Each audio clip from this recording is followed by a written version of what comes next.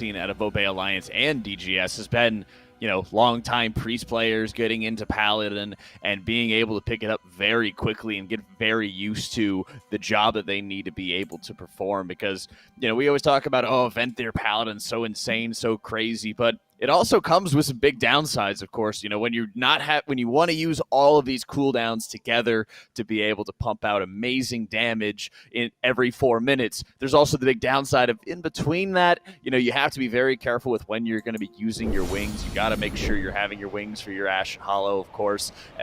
Let's see how these teams do as Obey Alliance and Gargoyle are ready to go as we start off our series here in Sanguine Depths. And there we go. We already see the difference in the comp as Obey Alliance is playing that Elemental Shaman. We've seen Echo play before, but Das Gargoyle Stream is sticking to that DK and the Windwalker. So 2 different damage dealers actually on Obey Alliance side compared to Das Gargoyle Stream. So very interesting. We're going to have to keep an eye on those differences in comp for later pulls. As we already see it, actually, it's the same pull. So it looks like both of them did pull the Brute all the way back. So they're pulling the whole hallway into this very first Lantern here to make sure they're getting the full buff of the Venthyr buff here in this Sanguine Depths. Yeah, and it's no surprise here that we have the Fire Mages on top of the meters here for both teams. You know, the teams have different ideas about what that second and third DPS slot should be. No differences on the first slot, though. The Fire Mage looking so strong on a pull like this. And actually, it's going to be Gargoyle that take down their first pull a little bit ahead of Obey Alliance. Obey Alliance have this tick coming in towards the end of the pull, and they're just single targeting it down. It will refresh their Lantern buff, so that'll be good. They'll have a full duration 10 stack of Lantern buff to take with them. But they're now, you know, 5 or 10 seconds behind where Gargoyle are, as they are already setting up their next pull here. I think I like the way that Gargoyle handled that first pull a little bit better. Yeah, I agree, but look at the combustion timing. Krona not having combustion ready at this point, while Shape already having the combustion up because of that PI that he received from the Shadow Priest in the first pull, and also because of the Night Fae Guardians as well. So once they gathered up this pull, Shape just completely destroying it, while on Das Gargoyle's side, you can see the DK actually destroying this pull because the combustion just wasn't ready for Krona here. Gargoyle have actually gone into boss here. They have this boss now at sub 40% health, whereas Obey Alliance on an entirely different strategy here, getting their 20%, getting their Pride. Gargoyle actually have skipped this Pride. Well, not skipped. They haven't pulled it yet. They have a CC mob that will represent the Pride for them when it dies here, and they're going to be taking it into the last little bit of the boss's health. But Gargoyle actually slingshotting into the lead here with the fact that they were able to cleave so much stuff down while fighting the boss as well. They aren't going to have to soak any of these orbs as well. They're just kiting the boss away from the orbs, and it is going to die before any of those orbs reach it. And then they'll kill off this tick. They will get their 20% Pride. They'll have it for the trash instead of the boss. So they might skip it. Maybe, actually. Yeah, they absolutely could. They're in a good position to do so. Look for the team to all group up if that's what they're going to be about to do. Yeah, there they go. They're standing right on top of each other. That's something you want to do. If you're going to use an invis pot to skip a Pride, you want everybody to be right on top of each other. And there they go. They are invising this Pride off, whereas Obey Alliance still working on their first boss. Yeah, so one thing to note about skipping Prides is that they actually do have bursting.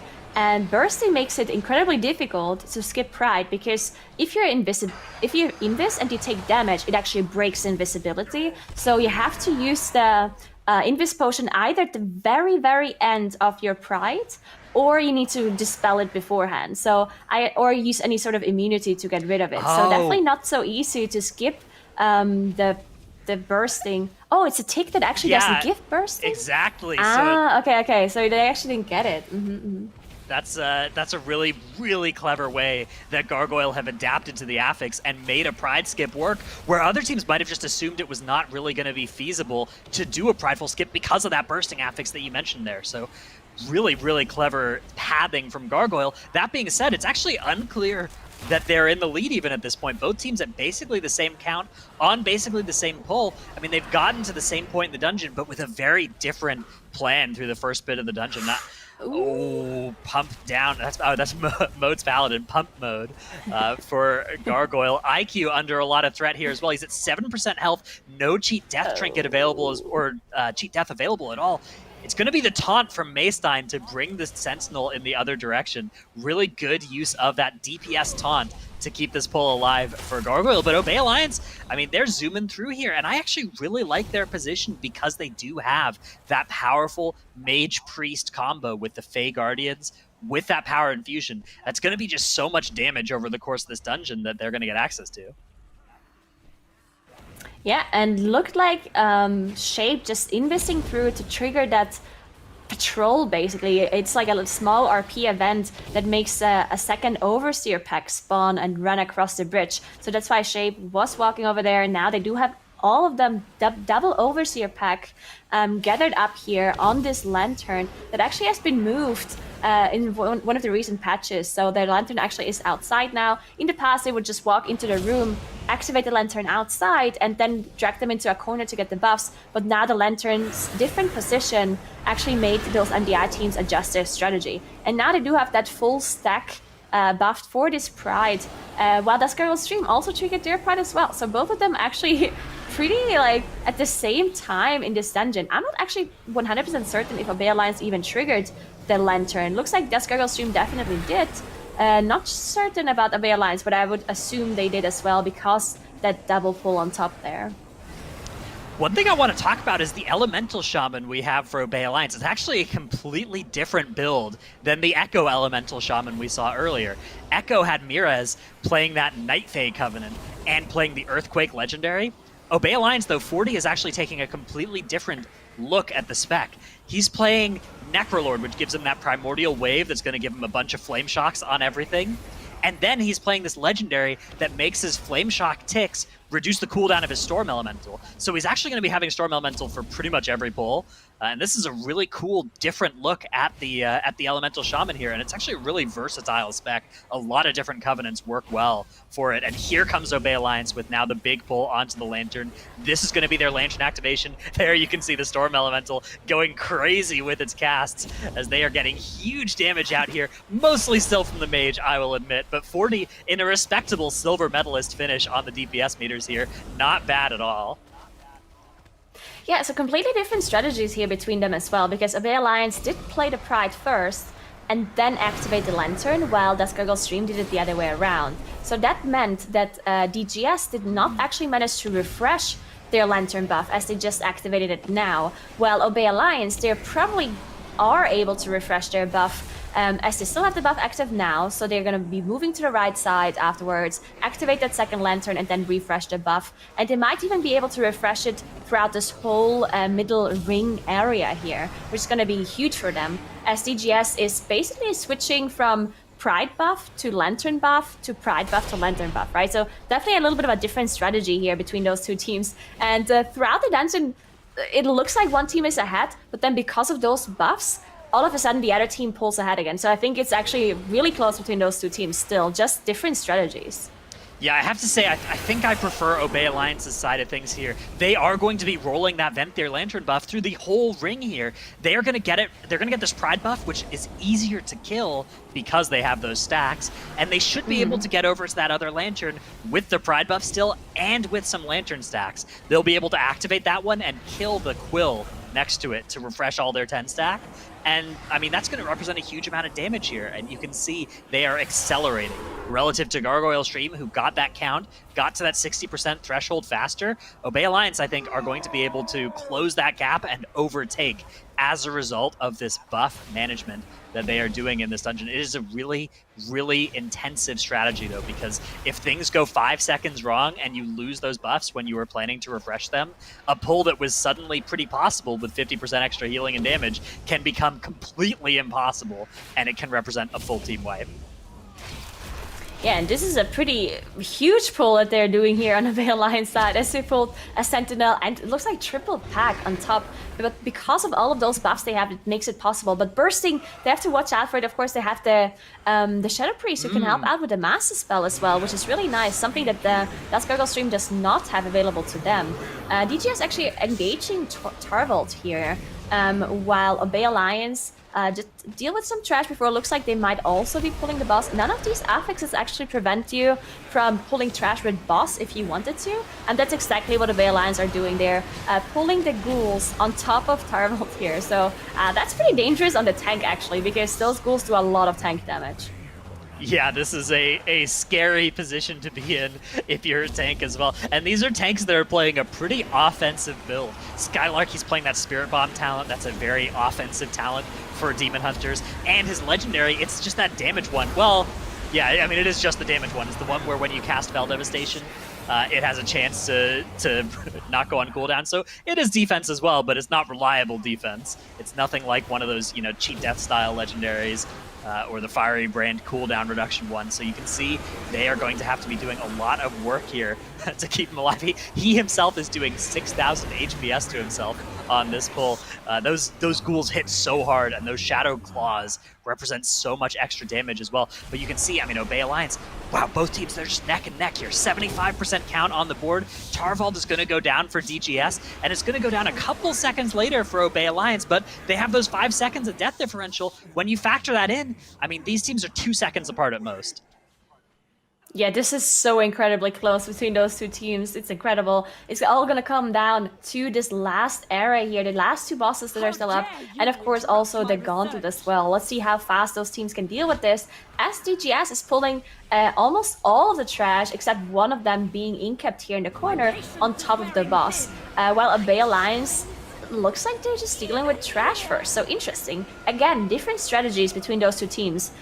It might even look like Obey Alliance tries to trigger the Pride here before they go to the boss, while DGS just nukes down the trash and wants to proc the Pride afterwards. Maybe even skipping it. Not sure what their plan is exactly, but yeah, just huge differences again. At this point, I feel like the DGS strategy here is better, while I did prefer Obey Alliance's strategy in the ring. So yeah, interesting to see the differences here. Yeah, it does look like Obey Alliance is going to be just fighting this Pride and then using the buff to kill the boss faster, but I have to agree with you. I think that anytime you are pulling trash, either with a Pride or with a boss, like DGS was able to make happen, I think that's a superior strategy to the single target that you're seeing on the side of Obey Alliance, right? They had a trash pull, and now they have a Pride, and then they'll have a boss. That's 3 different pulls. Whereas DGS had trash onto boss, and then at the end of this boss, they're going to kill that last vestige of doubt, and that'll spawn their Pride, which they can then either kill or skip. If they kill it, it's 2 pulls. If they skip it, it's only 1 pull, whereas Obey Alliance had 3 separate combats here. And I think that is going to end up being a lot slower for them, even though they are getting the benefit of this single target Pride with cooldowns onto the boss. Yeah, we'll see if Obey Alliance can catch up. We see DGS actually struggling a little bit even on this boss, just because of the amount of damage this boss is doing. It's not tyrannical, but still, this boss can do a lot of damage. And mode on that Paladin. Venthyr Paladin's usually a little bit worse at just pure healing power whenever the big cooldowns are down. And none of the damage dealer is actually like a hybrid supportive kind of damage dealer, while Obey Alliance does have the Elemental Shaman and the Shadow Priest who can help out Holo here on Obey Alliance's side. DGS though, mode is all on him, has to do everything himself basically when it comes to healing. Of course, they can help out a little bit with like with the MZ by Maestein, and can use defensives, but no off healing possible on DGS's side. Yeah, it's so scary to be in that position as a Holy Paladin, where you've used all your cooldowns for damage, and then you're expected to provide some healing to somebody, and you're just looking at this bar full of buttons that'll do like 20% of one target's health with the cast, and it is not enough without the help of your team. You require so much trust in your team to use their defensives, to use their health stones, to use their health potions. Actually, I guess no health stones, because there's no Warlock here. And so that, I mean, it is a really impressive that they're able to make this work without all that support that you do see on the side of Obey Alliance. But here's going to be the 80% Pride going down for DGS. Obey Alliance have already killed that Pride, and they are into this trash pull that DGS have already killed as well. So yeah, DGS, something like, I would say 30 seconds in the lead right now, maybe a little bit less. But I think that this room went really, really well for them. Yeah, I agree. Definitely a little bit in the lead now for on DGS's side. They are now also on this bridge area. They did start the Gauntlet as well. We can see Obey Alliance now also skipping past this triple trash pack here that we've seen almost all MDI teams, and also on live servers, you can see the high push teams skipping that trash group just because it's so difficult to deal with. And now we see both of them dealing with Khal here. You want to have as much single target damage as possible because you want to make sure the boss is moving along. So of course AoE matters as well, and you want to get all of the trash down, but the most important target is Khal because you want to make sure you push him to 80% as fast as possible. Yeah, this is a sketchy position to be in as well, as General Khal really does start to deal a lot of damage on these higher keystone levels, and those Gloom Squalls, I mean, they do have the shield, the AoE shields to protect them from it, but it still represents a lot of damage, and with Volcanic as well, they might be in a little bit of trouble with the amount of space that they have. You can see Skylark is actually, it's going to cost him his Cheat Death Trinket here. It's going to be a lay on hands coming out from Hollow to try and keep him up, but this is such a heavy tank damage moment in the dungeon. Hollow's actually going to get hit by that bleed from the boss as well. Is going to be able to keep himself up through it, but I mean, look at those health bars on the side of Obey Alliance here. This is the Venthyr Lantern, though. They will be building up their stacks of that healing and damage buff, and once all of these cadets go down, that will be the worst of it over. They have those Acolytes coming in. The Acolytes are dangerous casters, but they have a Sigil of Silence to get them grouped up, and then they'll be doing a lot of damage to them, and they should be taken care of before they get to their next cast. Yeah, and of course they also have the Lantern buff here. It looks like they're trying to refresh the buff as much as they can with that last little Gargan being stunned by Hollow on the Obey Alliance side. To be able, there we go, the last buff just now refreshing. That was actually incredibly efficient by Obey Alliance, while this Gargoyle Stream did not manage to get it refreshed at the very last second. So this is huge for Obey Alliance. Yeah, but I mean, look at DGS's movement through this Gauntlet in general. I mean, they have caught up to where Obey Alliance is, and they are moving on towards the very end of the Gauntlet as well. So, I mean, this has been something that's going faster. They're actually going to pull this trash room in with the last little bit of General Khal's health as well. This is a scary, scary pull. Look at all those enemies attacking IQ there. He doesn't have his Cheat Death Trinket available either, so or his Cheat Death Last Resort available either. It will be up soon, but it is not up right now. I don't know if he has the other Cheat Death Trinket effect as well, but they're going to be able to survive this. They get into that shield. They have most of these enemies dead now. It's just General Khal that they need to phase. They have phased it, and they are spawning their 100% Pride, actually ahead of where Obey Alliance are. Obey Alliance have had to do this in 2 separate pulls, and they are now into this trash room, but I mean, Gargoyle have just been able to make a very, very big pull possible somehow. I don't know how they've done it. Yes, this last pull that we just saw DGS do, being able to pull that Sentinel pack into that last Huntsmaster pack is actually pulling them ahead so far. They are now done with that 100% trash Pride, and they're going to be melting this boss so quickly. They have all cooldowns available, they have Bloodlust available, they have the Ashen by mode. This boss is going to be melting for them. So it's definitely DGS in the lead now, even with that 5 seconds from the death we had earlier. That's not going to matter at all, as we can see General Khal just completely melting, while Obey Alliance just now 50% on that Pride. They might be pulling the boss on top of the Pride eventually, but it's just not going to be enough, I feel like, as Holo is also struggling a little bit with mana as well on their side. Yeah, those mana problems are going to be solved as soon as the Pride goes down, but I mean, they need to make sure that they're going to be able to survive until then, and you can see the huge damage coming out on the whole group. It's going to be the Bloodlust, though. They have the Pride buff, they have the Ashen Hallow coming down. I don't think it's going to be enough, though. Almost half of the boss's health was already taken care of by Gargoyle before Obey Alliance even got into the pull here, and their boss is dying quickly, but I don't know if they'll be able to make up this difference. Oh, it's good. I mean, look They actually caught up quite a bit. I mean, if you look at the percentage of the boss, they did manage to catch up quite a bit. Oh my goodness! I mean, I think it's the Ashen difference. I don't think Moat had Ashen ready. Well, Obey Alliance did actually have Ashen. I mean, look at the amount of damage Hollow is putting. And Chompy on the Shadow Priest is doing so much damage. And the 5 seconds difference of the death as well. I think this might actually be Obey Alliance, who is catching up here at the very last second of this dungeon. This is unbelievable. The amount of damage from Obey Alliance is just absolutely crazy. What? On this single target fight. They actually just won. Wow, okay, that was unbelievable damage by Obey Alliance here at the end.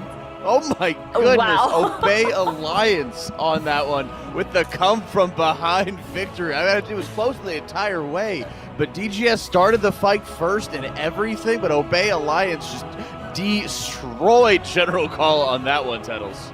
Yeah, well, I mean, it comes down to like what Nagura was saying. Mode ended up using his Ashen on the big trash pull that ended up spawning their Pride, which propelled them to, it allowed them to pull call first, but Obey Alliance had that Ashen just for the pure single target boss damage, and that allowed them to slingshot back into the lead at the very end. It was weird because whenever I was watching both of the teams compete, it felt very back and forth, where Does Gargoyle stream had infinitely superior routing, but Obey Alliance, their comp is just a lot better. I just felt like their comp and how they played the dungeon was just so much better. You can see that reflected in terms of the effective DPS, but their routing was worse, but their damage was just higher across the board.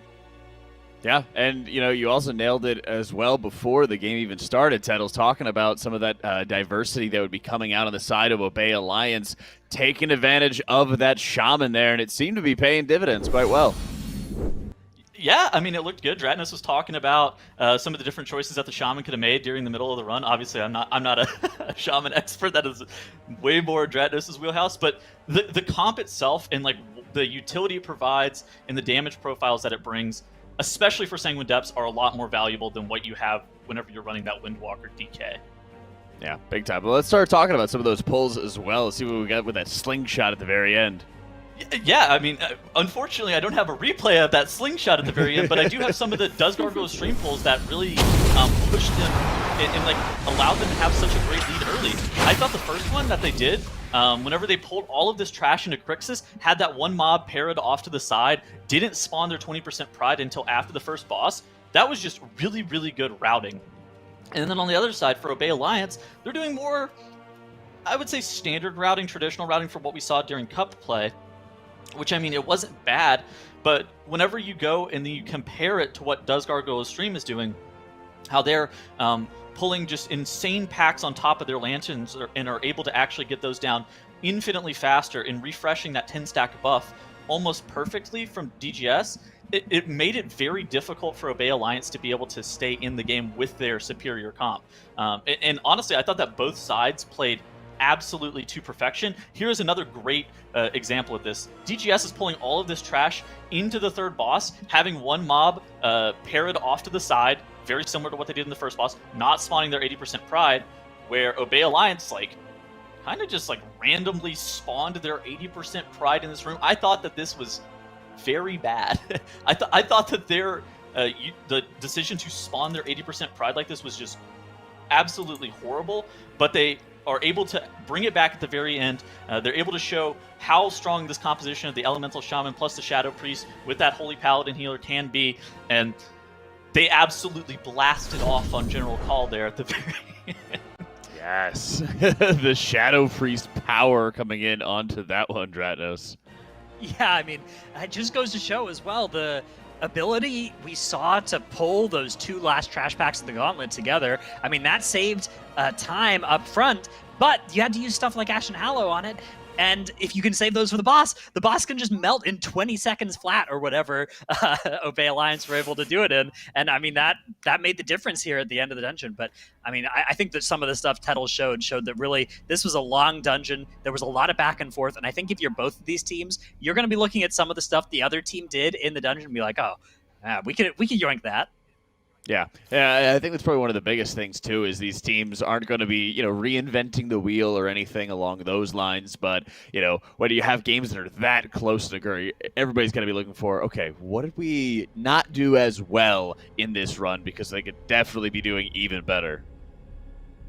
Yeah, I agree. I mean, there's really so many small things as well that you can try to adjust. But the one thing that I thought was the most interesting was the different kinds of comps that we saw with the two different damage dealers in the teams. So they were playing towards their strength that they had. The Shadow Priest is really good on that single target burst, right? And buffing that Fire Mage. And the Elemental Shaman helping out with the heal whenever it's needed, because you have the Holy Paladin who has a little bit low healing whenever the cooldowns are down. So they really managed to just really execute that strength of that composition perfectly. And even though it looked like they were slower at the parts of the dungeon, they really caught up so much on those points where their comp is just really strong.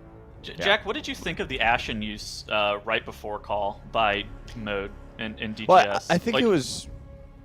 When you look at it from like the beginning, you're just saying, "Oh wow, like this is such a crazy aggressive pull. Like this is great to be able to see or something like that." But you also have just that downside, like you guys were mentioning before, of it can make the pull a little bit safer or something along those lines. But we've seen a lot of times where just being able to just run down one boss, just being able to kill that priority trash mob more easily or anything like that makes like a ridiculous difference. So I think it's one of those situations where it is a lot easier to be able to do some of these pulls when you actually have CDs rolling as a paladin. But I think if we've learned one thing from MDI, it's that making the paladins do just like the dirtiest work possible on some of these like very challenging pulls if they don't have damage for, so that they can funnel the damage into something that's even more scary or even more of a priority, has just been so big for them. Because we sort of idolize holy paladins and highlight them and focus on them super hard whenever they have Ashen up, but we don't really talk about those in-between areas, in between the 4 minutes or in between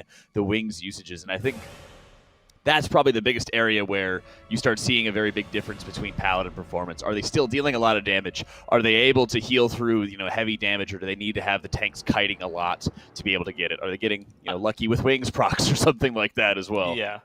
I think it's also really funny how like people have to greed for damage super hard to the point where you're playing Shadow Priest Elemental Shaman to allow your Holy Paladin to just kind of pop off. Well, that's the other thing, too, is that, like, some of these pulls, you will have everything being popped together, but others, if you're able to have a different timing on Ancestral Guidance, especially in those times in between hollow casts, that can also just give your Paladin enough breathing room that they can continue to contribute damage themselves, so they're not as stressed on that healing. We've seen, even on live servers as well, Holy Paladins have been doing fantastic, but there's also that off-healing element with a lot of the boomkins who, Tettles, you've experienced this yourself, where they're adding that crucial element to shore up Paladins, I don't want to say weak spot, but their advantages, They want to be able to have the advantage of dealing a ton of damage and using their healing cooldowns for damage, and, being able to have that Shaman helps, being able to have that boomkin helps. Those off-healers, Shadow Priest even can contribute quite a bit of off-healing too, and it's been huge. And I wanted to mention one more thing about the end of this dungeon. I think it's incredibly important, as you mentioned, where you actually use those big cooldowns, like the Ashen, for example.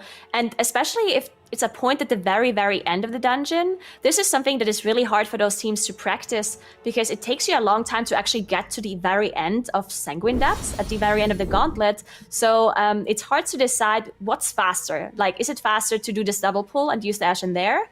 Or is it faster to use it on the boss and just do the pull apart? Because usually when you can save one extra pull, in your head that seems really good. It's like, oh yeah, let's just commit the Ashen, then we have to do one less pull. That's for sure going to be faster, right?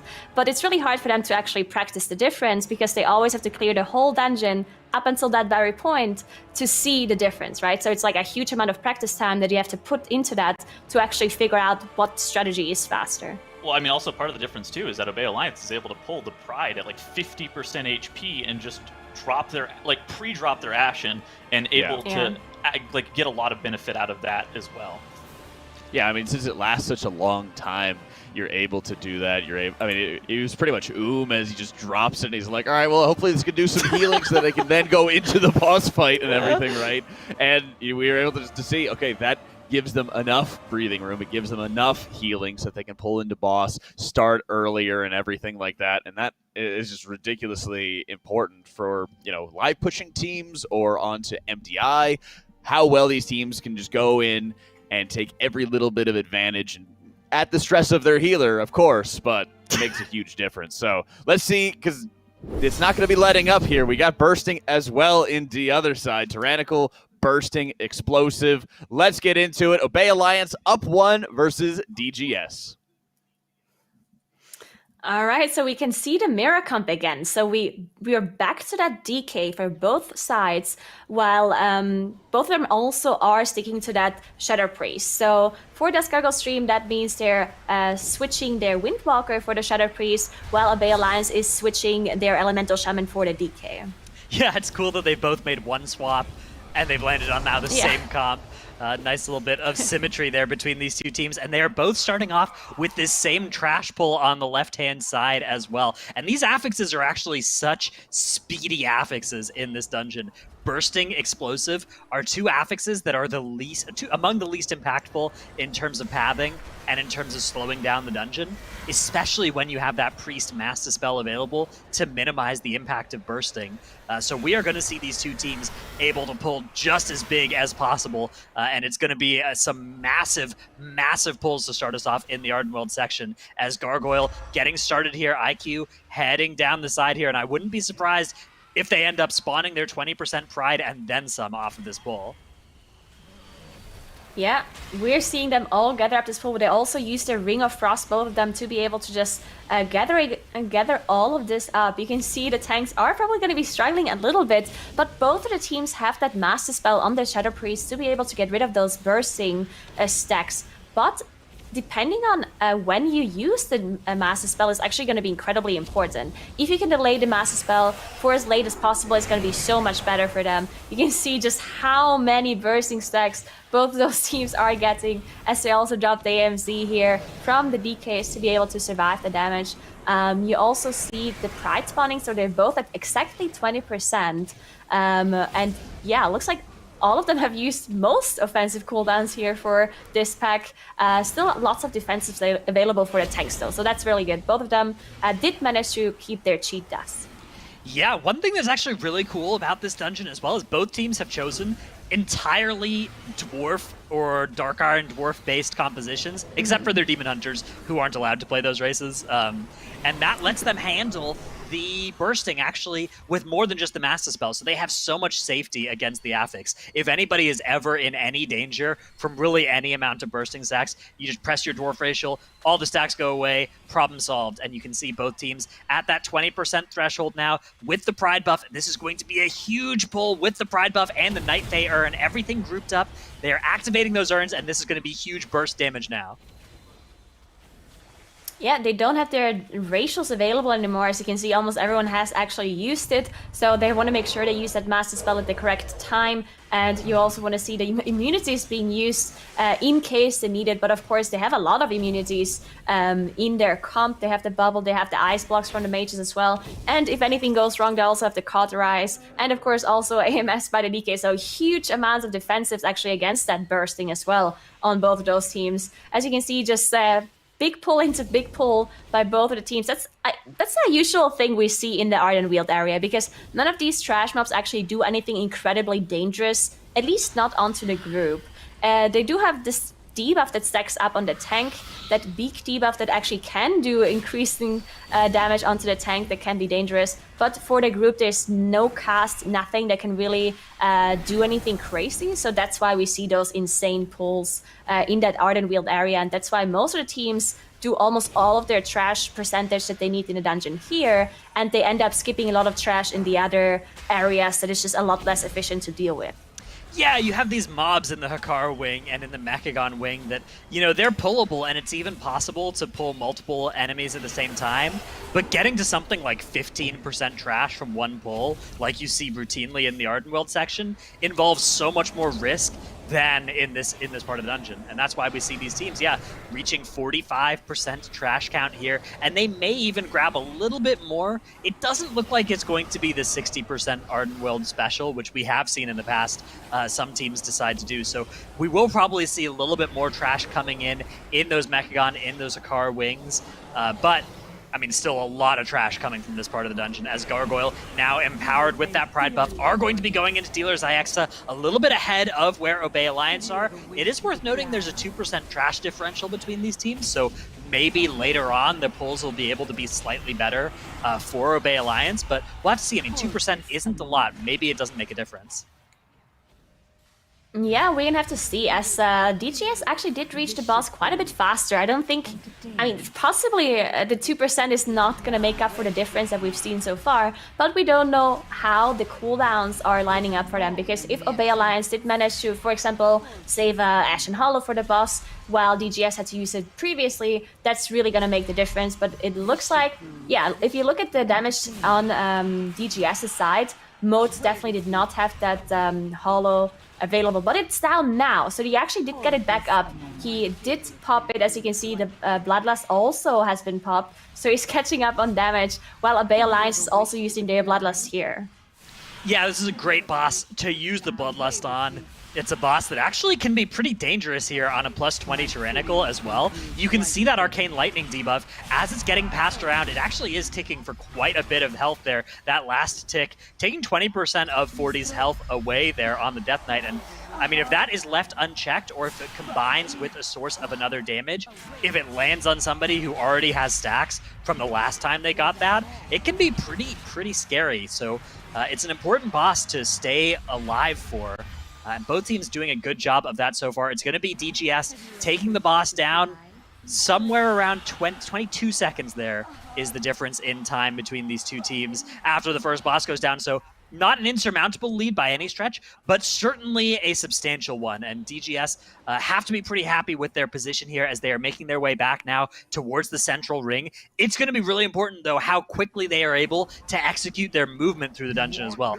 This dungeon has all of these long stretches of movement where it's really important to get around those enraged masks, you know, the big spirit things, without accidentally pulling them and without losing too much time. So you can see on the side of DGS here, this routing that they're doing, they have levitate, or actually that's slow falls on their entire team there that's going to allow them to jump and just skip around that mask.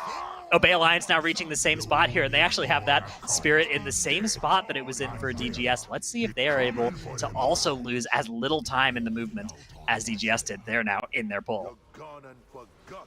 Yeah, it looked like all of the movement abilities have been used here from their Covenants as well. The Door of Shadows, the Blinks as well, the Night Fae Blinks as well, just being used by everyone to make sure they are as fast as possible. Of course, the Shadow Priests also using their shields to be able to speed up the whole group, and using that live grip as well. So just really min-maxing that movement between those wings. And now we do see them just pull.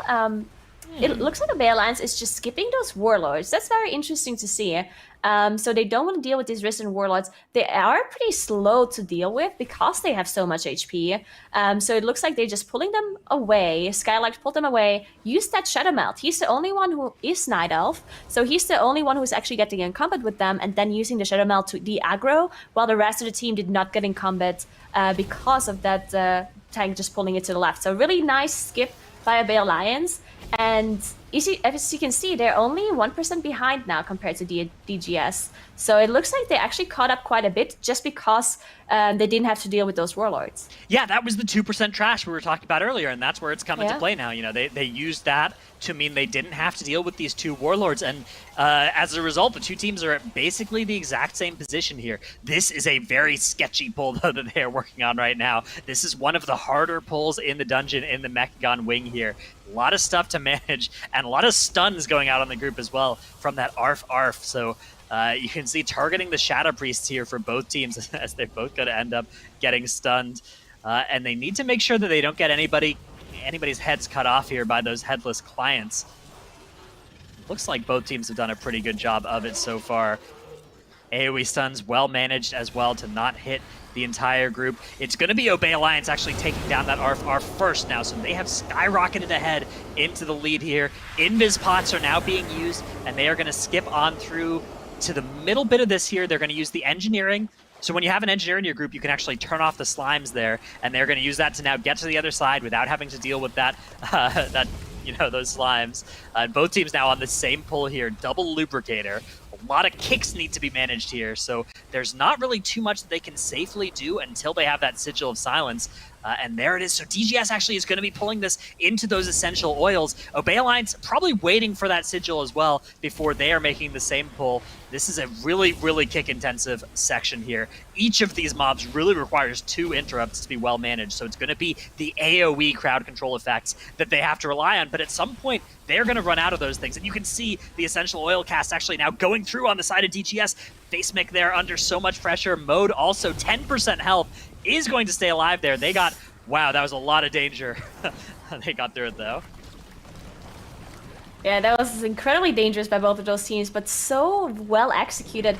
And I also want to mention how well executed the skip was of that Pride as well. We saw both of the Shadow Priests pre-casting the Master Spell to immediately dispel the Bursting stack from finishing off that Arf, and then being able to use the Invisibility Potion to skip that Pride. There's a really short timing that you have to actually be able to invest the Pride, otherwise you will get encumbered with it and won't be able to use that potion anymore. So being able to get that Master Spell off was very crucial. Of course, they also had the ratios to just as an emergency as well, but both of the priests did manage to get it off. So well done by the Shadow Priests and by the teams to just skip that, as they're now both fighting the boss. You can see both of the Ashen Hollows being popped by the Paladins. That's why they're topping the damage on both sides as well. Just insane Paladin damage once again. Yeah, I mean, this is nothing new at this point, seeing those Paladins in 1st and 3rd place for each of these teams. Hollow actually really has opened up a lead relative to the entire rest of his group there. Mode's damage numbers looking a little bit more responsible, a little more ethical there, as they are both now getting on to Maleficent here.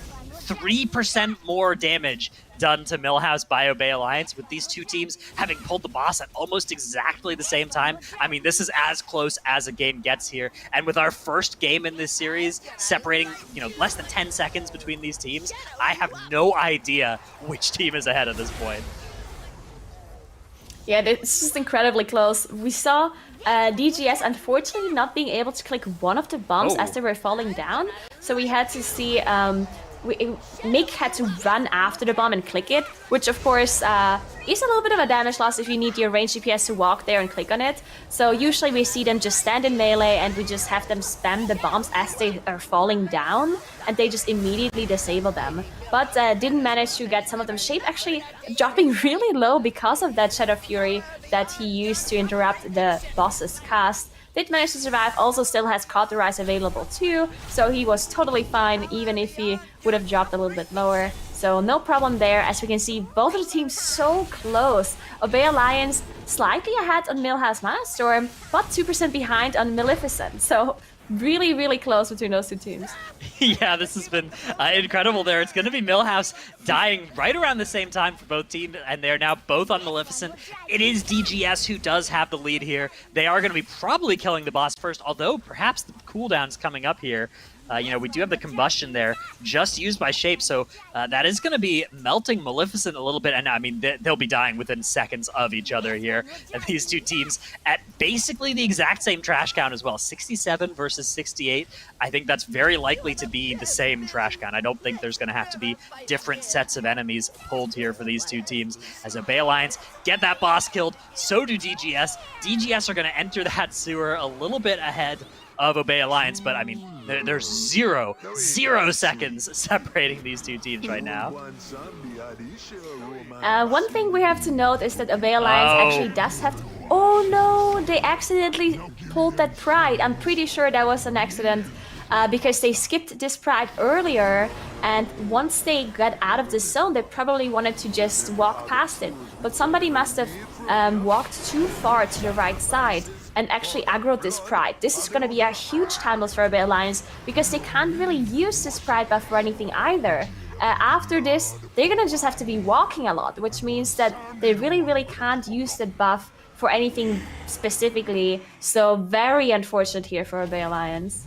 This is tragic, and it's such a difficult Pride as well because you're so constrained on where you can spawn it. You need to spawn it in such a way that you aren't accidentally pulling, the next mob ahead of you. So you're trying to spawn it as far away from where you're going to exit the boss room as possible, but there's so few, spaces where you can stand without pulling the other trash mob that's near there as well. So, I mean, you can see it didn't work out for Obey Alliance. It did work out for DGS, and in a game that is as close as these two teams have been so far, I think that something like that 30-second time loss, it's going to be really, really difficult for Obey Alliance to overcome that against DGS here. DGS already moving through the Hakar wing now. They're going to be using that Mind Soothe there to let them skip all of the little trash mobs at the start of the wing, and they're going to pull the entire end of the wing, everything except for that very first trash pull in the Hakar wing, onto this Night Fae, and everything's getting AoE stunned, and there comes the Void Eruption. Huge damage coming out from all of DGS here into this Night Fae stun. They need to kill as much stuff as possible here, because once they are out of this stun, these mobs have a lot of dangerous casts that they can't allow to go on for that long. Healing Wave in particular does so much healing if it's allowed to go through, so they need to use their interrupts on that. AoE effects, and mobs are starting to run here. It looks like they've managed to get through this pull, but I mean, they only had a couple more seconds before this would have been a disaster. Yeah, and looked like they did not play this pull as cleanly as they maybe did in practice, because they didn't manage to completely stack up all of the trash mobs. So some of them were high HP on the side because they didn't get cleaved. Some of these Deathwalkers you can see are still alive. That's why Ike is struggling so much to stay alive, because of the bleed effects that are being applied to him from these Deathwalkers that are still alive. So huge amounts of damage still going up in the group. You can see I'm not sure if it was Lay on Hands or... Yeah, it was Lay on Hands actually being used by Mode onto IQ to be able to keep him alive here. He still has cheat death available though, so he should be okay. While Obey Alliance, because of that Pride difference, they also did one extra pull here. They didn't actually skip that first trash pack. They decided to kill it. So they're doing 2 pulls in this area, while DGS only did 1.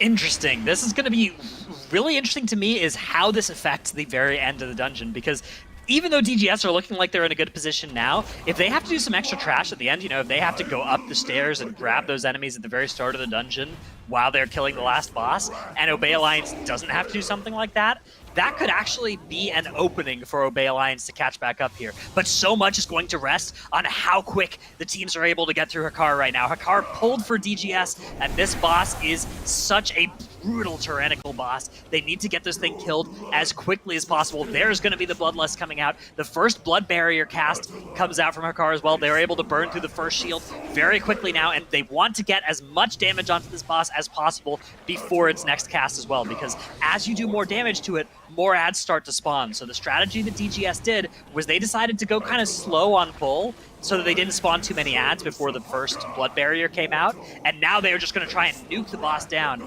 And I mean, look at how much damage they've been able to get done here. It was at 80% when it cast its first Blood Barrier. It's all the way down to 15% now. It is not going to get another Blood Barrier cast. These ads are not going to be posing too much of a problem at all. Great management of the boss mechanics, great understanding of how exactly this boss works from DGS. It's going to be such a fast boss that it will be dead for them before Obey Alliance can even pull it. Yeah, and great usage of defensives as well. We see AMS, Ice Block, and Dispersion being used for that second Blood Barrier as well. They just managed to use every defensive they can to reduce the amount of shield that Hakar is getting from the Blood Barrier. So really, really well done. SOB Alliance is now also fighting Hakar. Let's see if they can execute it as well as DGS did. But at this point, they're only 2% trash ahead because of that difference in pull that they did in this Hakar area. Unless it's gonna save them a minute or so later on, it's still DGS in the lead, mainly because of the difference in that unfortunate Pride pull for Obey Alliance, I would say. Still slight difference in strategies, but I don't think that difference is actually the deal breaker. It's really just that Pride that we've seen that pull earlier. And it looks like they also got another barrier here. Oh, yeah, no. So they actually get the third barrier cast off. Hakar on 2%. They didn't manage to nuke the boss, and the barrier is huge. You can see it's actually a pretty big Blood Barrier as they decided to commit instead of killing the ads. So they'll still be able to finish this boss off, I assume, as the Blood Barrier now drops, but still quite a bit of time lost because of that extra barrier going off. Yeah, this is so rough for Obey Alliance, and their team is all sub 50% health as the boss does eventually go down for them, but it is a minute and 25 seconds now that Gargoyle are in the lead here. This dungeon has gone from being close to being definitely in DGS's favor. They are already working now on this last boss. They've taken care of that trash pull, and they are just going to try and get some damage in here. It's actually very important on Tyrannical to get some good damage in here at the start of this boss, because you don't have enough damage on a 20 Tyrannical to just nuke it down with the haste buff at the end of the dungeon. And so here comes this Master of Death ability sequence. After this one is done, they'll be heading to their platforms. And another way that this dungeon could swing back around in favor of Obey Alliance is if somehow DGS is unable to kill all of their adds. And remember, there's an Enraged Spirit that they've skipped earlier as well. So they will need to make sure that it doesn't get pulled. I think it hangs out on one of the platforms, the one that they've skipped. It's kind of out of the way, so I think they shouldn't have too much trouble with it. But here they go. They are going to try now and take down all of these Visages all at once. I'm actually not really familiar with how well Shadow Priest does this, but from looking at that thing's health, it looks like they do a pretty good job of it. That thing is dying, I believe, more than quickly enough for them to get through without having any of those totems unclicked by the end of this phase. Mick doing a great job there, and it is going down. They are using that totem, I think, with something like 10 seconds to spare now. So DGS, you can see, channeling that energy back into Bwansamdi. Obey Alliance have started this boss, though, but I don't think it's going to be enough time. DGS now, it's all going to come down to this trash pull. They're pulling all of this trash from the start of the dungeon onto the boss here with this haste buff. This is such a sketchy moment here. Yeah, and they have a Risen Warlord here as well, which can be incredibly dangerous for IQ here on the tank. And then, of course, they also have all of these Bone Soldiers that they have to deal with as well. They're all neatly stacked on top of the boss. So IQ is trying to use all of the defensives he still has available to be able to survive this pull. It's going to be so crucial for him to stay alive, as Musala is down to 16%. This boss on Tyrannical has a lot of HP. So that last 6% that they need to finish off the boss is still going to take quite a while. As Mick is going down to a cast from the boss here. They do have a battle res on that DK on Amazing to get him back up. So should be able to recover as their Warlord is going down now as well. They still have the Pride though. Okay, so they're up to 97%. There's still more trash they have to deal with to get to that 100% trash, but that shouldn't be a problem for them. And that 5 seconds on the board, I don't think that's going to make the difference, as Obey Alliance is now in the intermission phase, and it looks like they should also be able to deal with all of those totems as well, but at this point they're just a minute behind, if not more. Yeah, this is going to be... so. DGS now, they have this boss at 14% health. They've brought in these 2 trash mobs from the very start of the dungeon now, and that will get them to 100% count. That will be when the timer stops. Obey Alliance are going to try and pump as much damage as possible into the boss here to try and catch up. 16% versus 13% on these bosses, but 16% is a lot of health on a 20 Tyrannical. A lot to get through, but it's down to 15 now. They could maybe close this gap here. It's all going to come down to whether they have enough count. I don't think they're going to, though. I think they still need those mobs from the top of the stairs as well. I think that is the big problem here for Obey Alliance, but they are keeping it close. 14-12 now on these 2 bosses, and DGS also has to make sure they don't kill the trash too early either. If they kill the trash ahead of schedule, they will spawn their Pride while they're still trying to kill this boss as well. They need to avoid that outcome. 11% on Wezala now. It's going to go down. They kill that last cultist. That is 100% trash count. Does Gargoyle stream? Barely going to be able to even this series here. 1-1 against Obey Alliance. Whew. Oh my goodness, DGS just making it close on that one. But they do take the other side, pushing us into a Game 3 here. And this matchup, Tettles, is just really living up to the hype. I mean, that was very close on both fronts. Both teams are effectively running the exact same route to the point where one very minor issue where Obey Alliance ends up like pulling the Pride in the Mechagon wing that they didn't really want to, that ended up costing them. And DGS and Obey Alliance are both having really clean runs. You only saw 1 death coming across both teams at the very end there. You saw Mick get sniped by the cast from Wezala, but overall, both of these teams are looking absolutely phenomenal. They really are. And, you know, in terms of just the other side, and even previously in Sanguine Depths, we're not seeing just like crazy different routes or anything like that, but just a little nuances that we've been looking at for both these teams. You know, there's been a couple little mistakes kind of sprinkled in throughout both of these teams that they could be doing even better than before here, Dratnos. Yeah, I mean, this is such a close series here between these 2 teams. I can't stress enough just how little separated these 2 at the end here. I mean, you can look, still less than a minute, even with that Pride going as wrong as it did for Obey Alliance, that skip that they ended up having go wrong when they ended up killing the Mechagon wing. That was where that minute was lost. If that didn't happen, I mean, this would have been another game that was separated by 5 seconds at most. So I'm so excited for the end of this series and for the rest of our tournament if the games remain this close between teams of this caliber. Yeah, goes to show just the practice, the time investment that they've been able to put together onto this one, Nagura. And, that's also thinking about game number 3. We've been talking about Plaguefall leading up to this one and what it might be bringing for us, too. Yeah, I mean, the mistake that we saw Obey Alliance do here, I mean, sometimes it's a little bit unlucky because the Pride doesn't always spawn directly on top of a player. It spawns in close proximity to a player. And because of that little space they have in that Mechagon wing, if it spawns behind them, it's just so close to that exit area. And sometimes it's just so hard for them to avoid it. So really, really unfortunate for Obey Alliance. But I'm so excited to see that Plaguefall, because we talked about it earlier with the switch from Tyrannical to Fortified. I really think we're going to see quite a big change in strategy. In the past, we've seen those teams do use the Plague Borers, but not as much as we've seen on live servers because the keys were low and it was tyrannical. So the trash had so little HP that a lot of the teams decided to just go forward instead of backtracking and using the Plague Borers to explode it on the trash. They decided to just finish off the mini boss and then do the trash without the Plague Borers. But I think with Fortified and level 20, I think we're going to see a lot more strategies now where they actually use the Plague Borers more and actually maybe even skip past the mini boss to use the Plague Borers for the boss and for the trash there. So interesting to see how the teams are going to be executing that. I think it also comes down to composition from your DPS. Like if you really want to kill all the trash, I think like a Windwalker, Unholy DK, Fire Mage is probably your best bet in terms of comp. Whereas like Nagura said, if you're going to be playing for more of the finesse style where you're bombing everything, I think the Shadow Priest, Elemental Shaman may be like what you're looking to bring just as a difference in terms of comp for Plaguefall.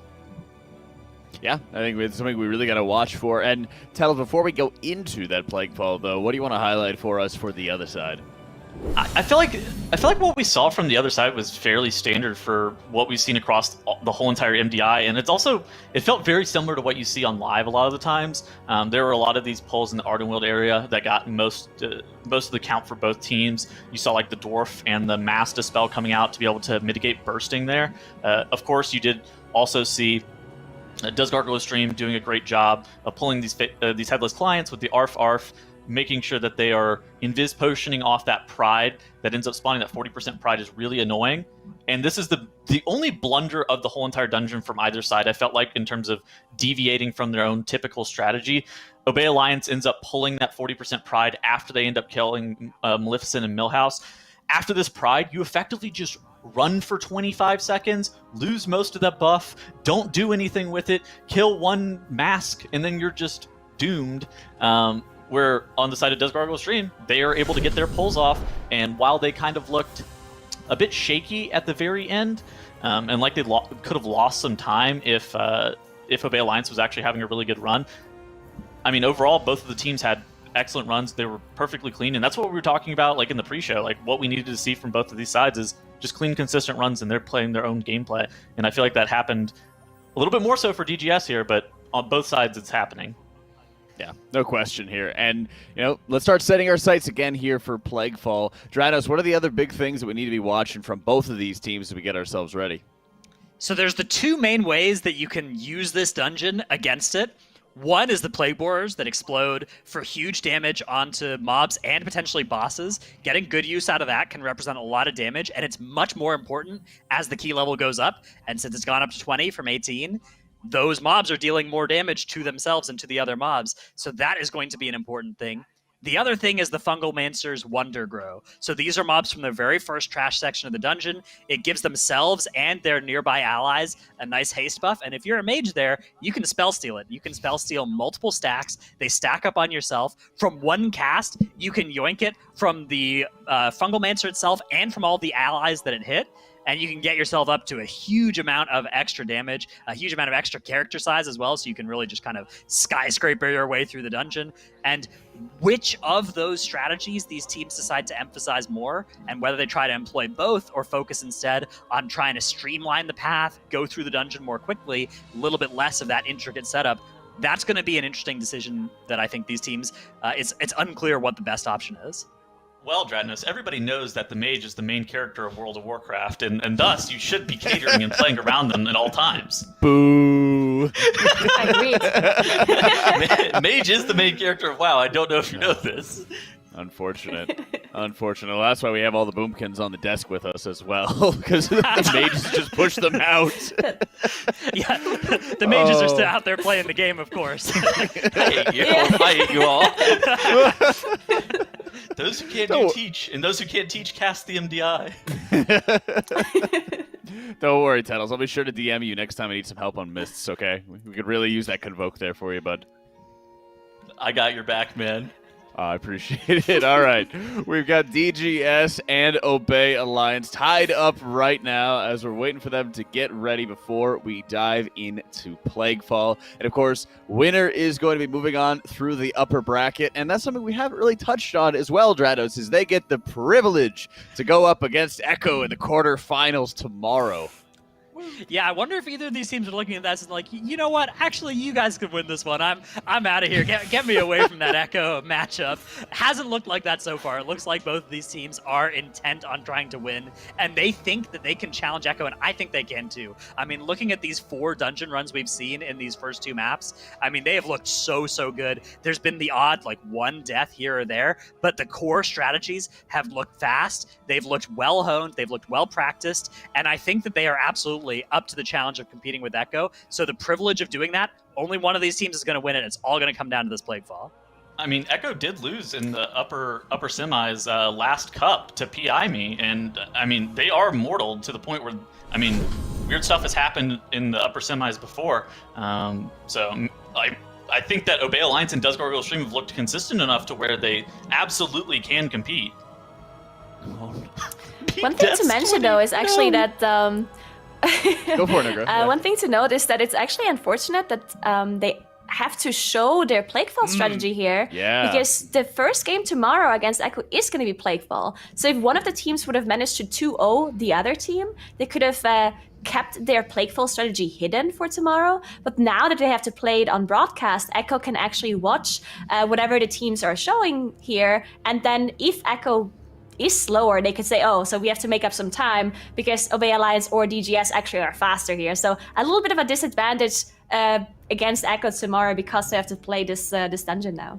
True, no question. And, you know, it's also going to be very tough to overtake Echo in any situation as well, Dranos. Taking a look at these stats, the fastest time is 4 minutes faster than the average time for this one on Tyrannical. That is insane.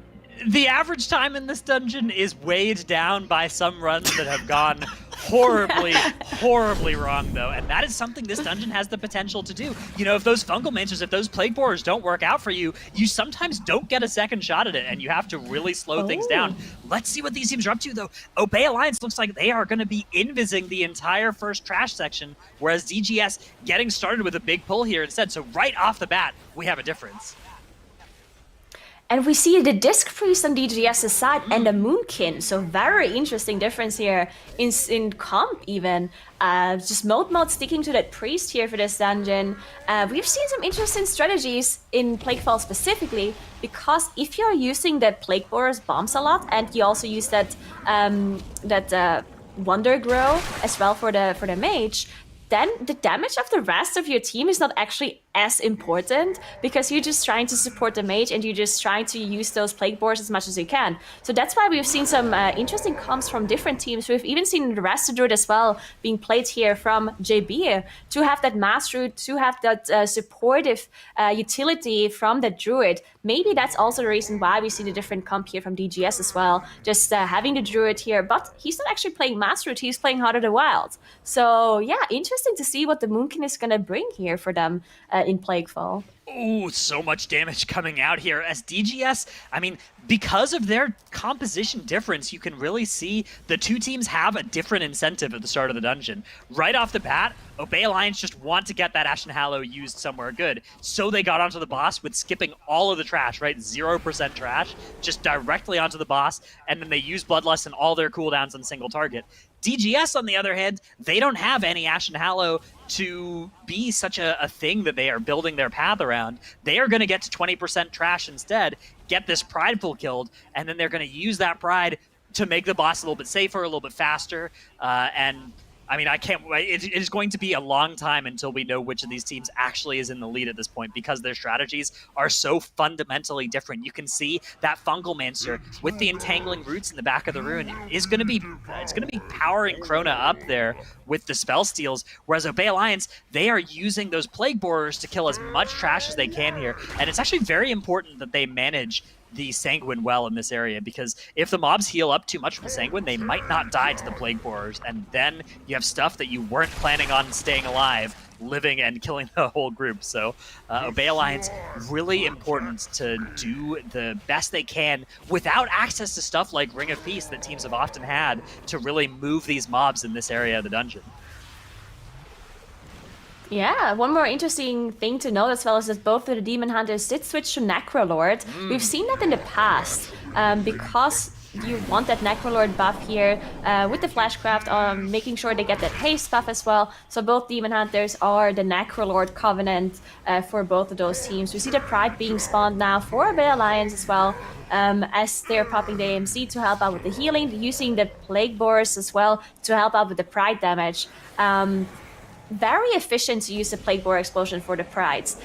Usually you need to use one of your offensive cooldowns or a big defensive cooldown to be able to survive the Prides or to deal with them. But if you have the Plague Borers, then you don't need to commit anything to Pride. So very, very efficient usage here for Obey Alliance. DGS, on the other hand, they're now also to that next area here.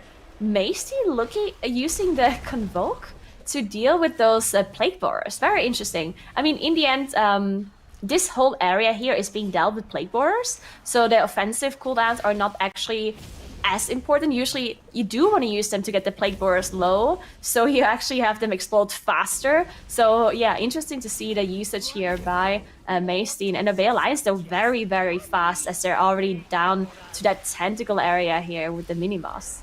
Yeah, this is all about the Plague Borer management, and like you said, offensive cooldowns, they don't do too much good in this section. Really, everything is all about those Plague Borers exploding, and in this section in particular, the Plague Borers die by themselves, right? These ones aren't the ones that you even have to get to 30%, so it makes a lot of sense for both teams to be using those offensive cooldowns on those earlier pulls where there are some Plague Borers you can deal effective damage to, because for the rest of this section, really any DPS you do is kind of meaningless. It's all about landing the Plague Borer explosions. You can see Obey Alliance, they have Skylark moving those Plague Borers in the slime there to those two tentacles, and right between the two tentacles, you can actually hit both of them, and that is going to be their 40% Pride now, which they are going to pull onto the mini-boss. And the Pride actually gets hit by the Plague Borer explosions as well. So watch this Pride's health here once those Plague Borers start to explode. If Obey Alliance can just live for a little bit through this incredible damage of the Grievous and the Prideful, watch that thing's health now that those Plague Borers have exploded. It is just going to melt to the Plague Borer dot, and they are going to get that powerful buff, and they actually have 2 more Plague Borers now. They are going to take these 2 new Plague Borers, and they're probably going to take all of the trash they can with them. This is a great use of the trash in this section. Meanwhile, though, DGS, they're pulling more trash in this area than Obey Alliance did. You can see, well, actually, they're pulling the same trash, but they have more count because they got that 20% at the start of the dungeon, and they still have this Fungalmancer with them as well. So Krona is actually putting out huge damage in this section. They don't need the Plague Borers to destroy Prides because they have Krona with all that damage from the Fungalmancer, and I mean, they're going to have so much more count than Obey Alliance will. They will be able to skip some trash later that Obey Alliance will not be able to skip.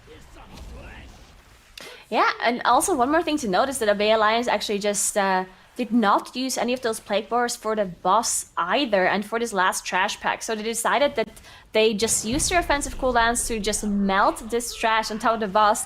They don't need the Plague Borers because it would require backtracking, because you would have to get past the mini boss and then pull the boss on top of the Plague Borers and the mini boss, and they just decided it's not worth it. They're just using their offensive to deal with this. Backtracking is just the time that it takes you to go back and forth, just costing too much time. So they're not doing any of that, as they're just dealing with the boss now. Looks like they're using that turn evil by Hollow to be able to just get that slime away, that aberration.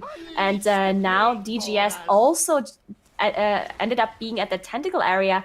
But yeah, it looks like they're so far behind. But when you look at the trash percentage, they're 2% ahead. This means that later on, DGS is going to be able to skip a lot of trash. But we're going to have to see when that is and how much time it's actually going to be saving them to be able to skip that trash later. Yeah, this has got to be, I mean, I was saying it's hard to know which of these two teams is ahead, and it is, but the longer this goes without DGS kind of slingshotting back into the lead here, the more I feel like I prefer Obey Alliance's side of things, because, I mean, they have an extra boss down at this point. They will have to deal with the Pride that DGS isn't, right? DGS is going to get this Pride. They're 60% killed with those Plague Borers. Wow, look what Maystein is doing as well. Maystein is going to go grab this trash and bring it into these Plague Borers. Their mini-boss, okay, the mini-boss is dead. Once the mini-boss dies, you're not going to get any more Plague Borers. So they only have these last two to use, so they are going to be doing the same thing that Obey Alliance did, and just killing 3 trash mobs with these last set of Plague Borers, and then they're going to pull a bunch of trash onto the boss with their Pride buff and their offensive cooldowns. But I mean, they don't have Ashen Hallow, and Ashen Hallow was a huge part of how Obey Alliance made that possible. So I'm very interested to see how DGS is going to make this work, because Ashen Hallow is, I mean, it is so defining for these sorts of pulls. Without it, I don't know what they're going to do. Yeah, and also looked like they lost a little bit of time there because the congealed slime didn't get hit, so they had to finish it off single-handedly. They also did not pull that left pack.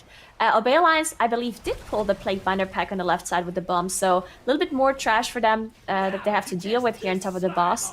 And it's only, I mean, for now they're 5% ahead in trash. Of course, there's also going to be dealing, finishing off that trash, so it's going to be a little bit of a bigger difference in trash percentage, roughly 10% at this point. So yeah, we'll see later on. They probably skip this area that Obey Alliance is dealing with right now. This middle area here that Obey Alliance is struggling with, that area DGS can probably skip past. But Obey Alliance still quite in a lead, at least in dungeon-wise, like in the position where they are in the dungeon. But this area here can take a long time. A lot of the trash you have to deal with in this third boss room is pretty inefficient. But Obey Alliance is just pulling everything together, except one of the sniper packs here on the right side. Lots of ambushers here that are dangerous to deal with, and looks like there's one sniper from the left side in here as well. Yeah, what they're actually doing with these ambushers is really clever. They're not interrupting that webbing cast. It just roots you. It doesn't do anything else bad. If you do interrupt it, then they'll do their Stealthlings casts, they'll do their ambush casts. You can't escape those casts forever, but you can delay them and just let them sit in that webbing cast for as long as possible. And that's exactly what Obey Alliance have done there, and they will get one spawn of Stealthlings to deal with, but it's not going to slow them down much at all, as they are now into this boss with some of their Pride buff for the opener as well. Not too much. The Pride is now dissipated for Obey Alliance, but a couple of seconds of Pride onto boss, and that's a little bit of extra damage they're able to squeeze out there. Here comes the Ashen Hallow now from Ashen Hollow. As DGS now, let's see what they're going to be able to skip here. This is it. If they can come up with a good skip that saves them a lot of time, they can maybe catch back up here. It looks like they are going to be pulling this middle island, so maybe they'll skip all of the rest of the Night trash. Elves. Ah, they're all Night Elves. Okay, yeah. So there you can see exactly. This is going to be the skip, because they did use the Ursul's Vortex to keep all the mobs back away from them. And there are all of their Night Elf racials used all at once. And so yeah, you were exactly right. That was going to be what they ended up skipping. That trash, pretty slow, pretty dangerous, pretty inefficient. They're not going to have to pull it. And they are going to pull all the trash in this area. Crucially, this is their 80% Pride. Obey Alliance doesn't have their 80% Pride taken care of yet. DGS is going to get it right now, and then they will have that Pride buff for the boss. So even though I still think they're behind, it's not clear that they're behind by much, because this is going to be a big benefit for them once they do get this Pride. Yeah, and one difference as well is that Obey Alliance did use their Bloodlust for this boss here, and DGS is going to have their Bloodlust as well, but with Pride. So they're going to have even more damage because of that Bloodlust amplifier that they have with the Ashen as well, and the Moon can single target damage. It might actually mean quite a lot, as they do spawn that Pride now, but Domino Venomblade already down for Obey Alliance. So yeah, let's see how they deal with this, as they have to go backwards now to get extra trash, because the last boss area does not have 25% trash. So they have to pull some more trash here to be able to spawn that 80% Pride. They probably are skipping it though, I would assume. So they are going to use that those invisibility potions to just completely avoid that 80% Pride. Yeah, whenever you can skip a Pride, it does save you time, and it doesn't save you a huge amount of time. It doesn't save you the full amount of time that it takes to kill the Pride, because you do get that benefit, of course, of the Pride buff afterwards, but it is still faster to skip them than to kill them in most cases. So I do like that from Obey Alliance. They are going to be cheating their way towards the Necropolis here. Once they kill the last trash mob, yeah, they're all going to try and group right on top of each other and then hit their invis pots at the same time. They do need to make sure they don't get stealthlings, guys. Yeah, great Hammer of Justice coming out from Hollow there, and everybody is going to run away in invis pot, and it looks like that skip was successful, so that is good news from Obey Alliance. They're making their way now into the Necropolis. It's all going to be about how much damage DGS is able to get done on this boss. It looks like they're holding their Bloodlust as well. It looks like they aren't pressing that button. So they're going to have that for Margaret Shadama at the end of the dungeon, whereas Obey Alliance will not, but I just don't know there's enough time left in this dungeon, because they still have 70% of this boss's health to get through. Yeah, and I really wonder if that's worth it for them to hold on to this Bloodlust, because they're not going to have Pride for the last boss. They're surely going to be skipping that, I would assume. And even if they don't skip it, the Pride is going to be gone for the second phase, and it would be overkill to use Bloodlust and Pride on the first phase. So I feel like it's the most efficient to use Bloodlust in combination with Pride, but Crota going down actually, as they have to use a Battle Rest. They do have the Druids to use a Battle Rest, but it's another 5 seconds on the board, and they're already behind. As you can see, Obey Alliance, they are now ahead in trash because of those first few trash mobs that are already killed in this last area. So at this point, it's clear that Obey Alliance is in the lead, as DGS still has to finish off Venomblade, and Obey Alliance is now catching up with the trash. But they want to be very careful in this last boss area because of Sanguine.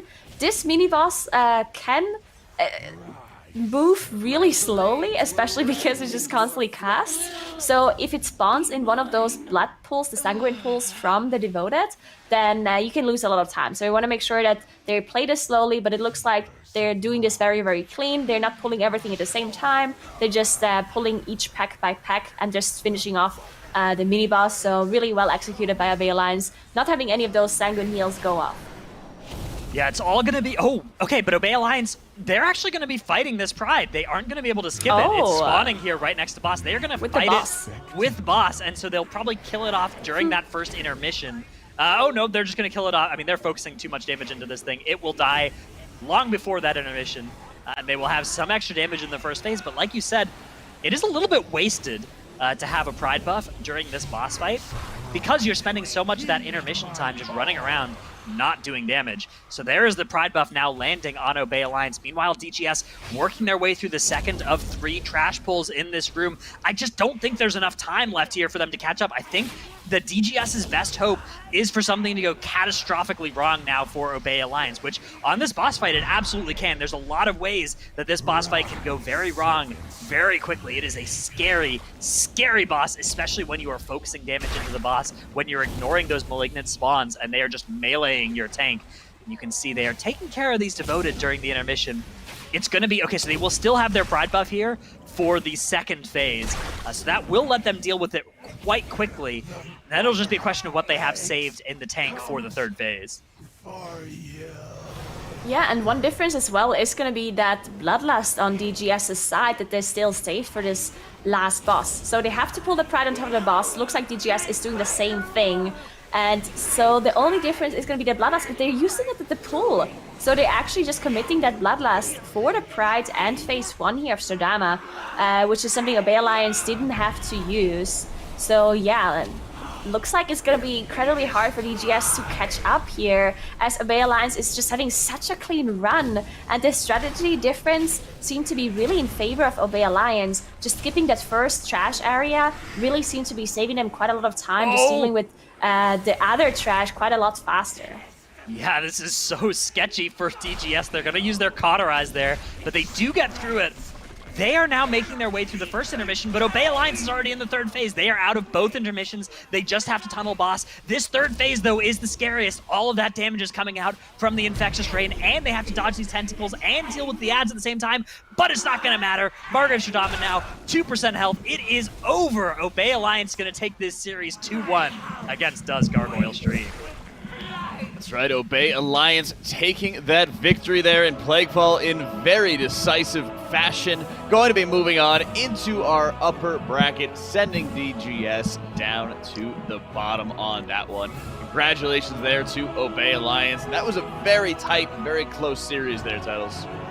Yeah, I mean, this was the one that had the most disparity between strategies between both of the teams.